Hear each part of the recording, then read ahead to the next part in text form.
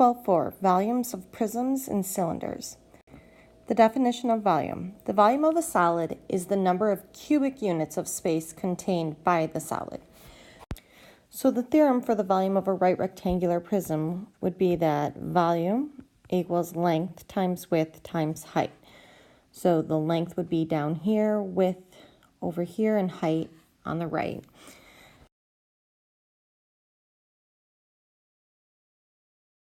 Now, what we would like to point out is the base of this rectangular prism technically is length times width, the area of that base.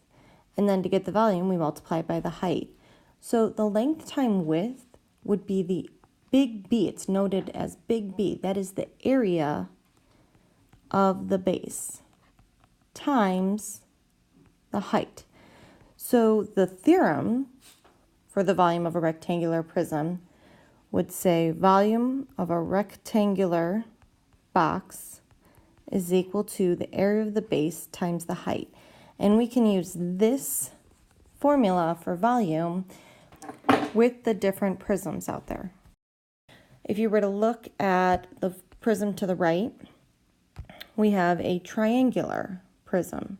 The bases, that's the first thing you need to identify, is that what the bases are. And in this situation, the bases are triangles. So we would still use the same general theorem, but our area of our base now is going to be 1/2 little b times height. So we will need the base of the triangle and the height of the triangle. Then we will multiply that by the height of the entire prism. So the volume of any prism would be the area of the base times the height.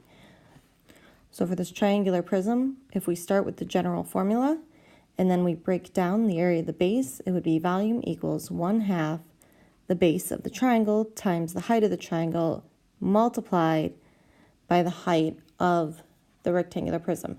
Now, this might be confusing because there's two H's. Remember, this deals with the area of the base. That's why a lot of times we keep it this way. The height will be the height that is not part of the base. All right, so let's continue the theorem for the volume of a cylinder. So I said that we could always use the volume equals the area of the base times the height. And what are your bases here? Your bases are the circles. Remember, they're the faces that are parallel to each other. So in this situation, the volume can also be written as the area of the base, which is a circle, so it's pi r squared times the height of the prism. And the height would be here. It is not part of the base. So that is the general rules for section 12.4. Down here, I think they just want to conclude that we've already talked about the volume is equal to the area of the base times the height for a prism or of a cylinder.